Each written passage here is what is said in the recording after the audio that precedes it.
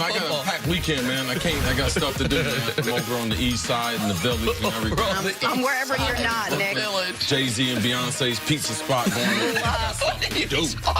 We'll get back to the show in a second, but first, couple of highlights presented by Geico. We'll get back to the show. Leonard. What's this that we're doing? Are we not on camera? Kawhi Leonard. That's your guy. See, tell him about him. Great finish. He's one of the few of the top 5 players can finish with either hand. Man, Kawhi back being healthy. Man, the East, Toronto's dangerous. Man. And Indiana's good. Almost a great win by them last night. They were real upset with the refs. Suns in Boston. Check this out. Kyrie with the sick between the legs pass to Jason Tatum on the fast break. One of the 5 most fun players to watch in the NBA, Kyrie Irving, on a night-in, night-out basis. You have a list? Oh, most fun players to watch next week, Wednesday, around 8:08 a.m. Not so fun. Year number 2 for Jason Tatum. Kyrie, top 5, one of the best guys. He definitely, I'll buy a ticket to see him play. That's if the Knicks or the Brooklyn people don't come. Man, I tried to tell Celtic fans, Tatum last year, all-time NBA best for corner three-point percentage. You knew it was going to regress a little bit. Same game, more Kyrie. The handles. That's impossible. Breaking through with the reverse layup. It's impossible, man. What he does on this, not that dribble, the one right there. You can't see it from that angle as well. The little pat, but you'll see it right here. Right there. That is impossible, man. He's the best to ever do that. The best to ever do that. Which part is impossible? Oh, that part. Well, I'm sure you picked right up on that, Jenna Wolf. Lamar Jackson in the just once. I want you to spend a day in my life. All the things I pick up on. I'd give half my net worth to make sure that never happens. Mean! Lamar Jackson and the Ravens. How many times in your career have you said net worth? I don't know. Okay. Are in the thick of the AFC playoff race, and they have a tough test Saturday when they face the LA Chargers. It's a negative number right now. Chargers safety Adrian Phillip said that Lamar and Pat Mahomes are equally dangerous. Aren't the traffic police still looking for you to pay some tickets? Chill out, man. Chill out. CC, how much of a threat do the Ravens pose to the Chargers? Oh, they're a threat.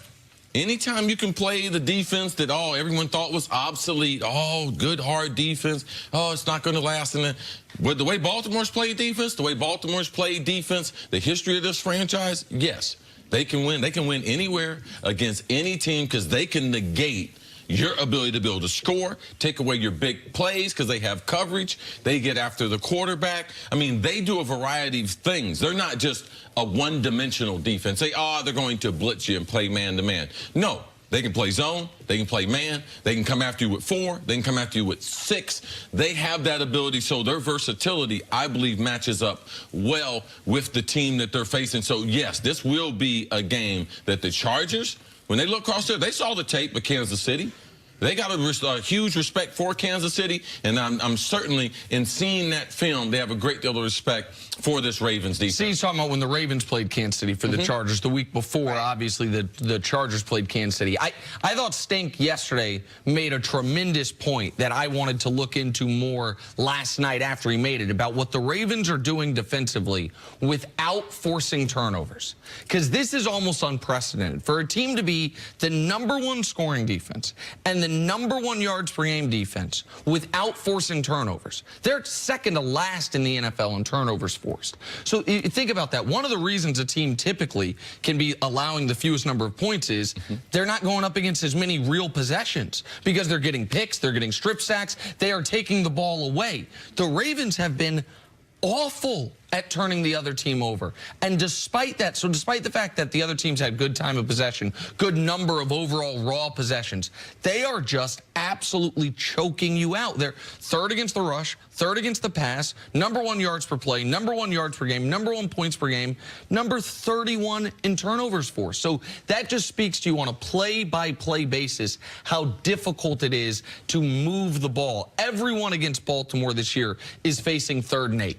It's just you live in 3rd and 8, and they are a very difficult team, of course, to convert 3rd and 8. That's why they have been able to turn their season around. Yes, Lamar Jackson in the running game have been a great story, but it's all irrelevant if the defense hasn't been as good as it's been. And as far as Lamar Jackson, I look for the X factor for the LA Chargers, and that being the rookie sensation Derwin James. When you have someone like Lamar, he will be in the box.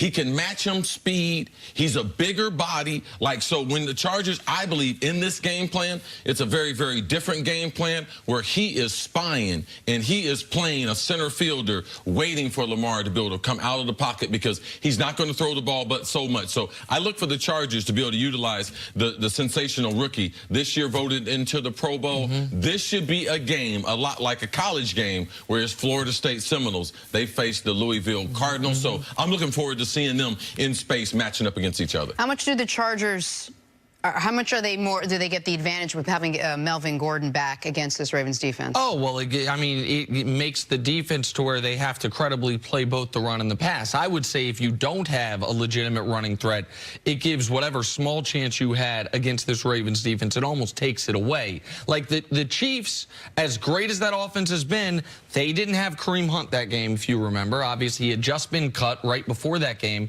And they had 17 points with 2 minutes left. Now, Pat Mahomes had a spectacular final drive, the 4th and 9, the 4th and 3 near the goal line, and then they kicked a field goal in overtime. That's how they ended up getting up to 27.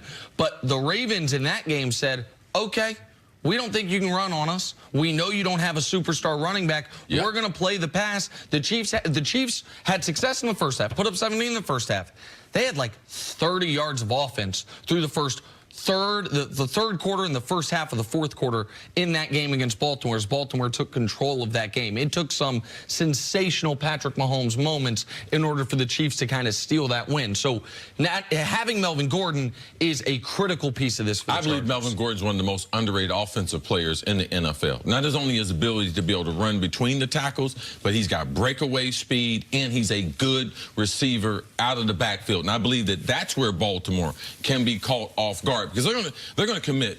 Baltimore, you're not going to run the ball on them. As a philosophy, you never can run the ball on Baltimore because they have girth. They got big dudes at defensive tackle. They always have. They got linebackers that are bigger. That's the way that they draft them and the way that they mold them. C.J. Mosley is in that mode of a Ray Lewis and everything. So with a guy like Melvin Gordon, getting him out and Antonio Gates out into the pass routes, I believe that's Phillip Rivers' ability to be able to take some of those things away from Baltimore and what they like. And for Baltimore, I mean, this game's obviously on Saturday.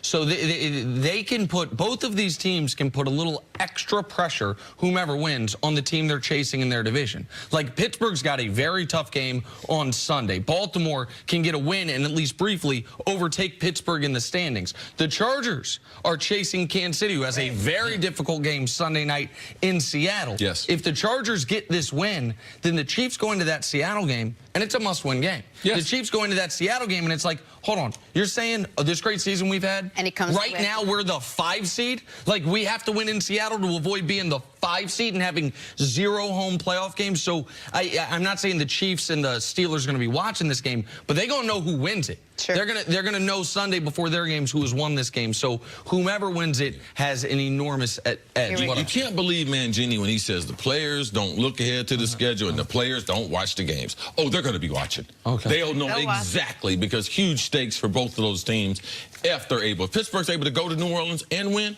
and Kansas City gets upset for Seattle, oh, my goodness, man, we got a playoff race. Those are 2 big ifs, though. Coming up, has Deshaun Watson. If was a fifth, Jenna, yes. Be drunk. we all be drunk. What was it, tricky? No.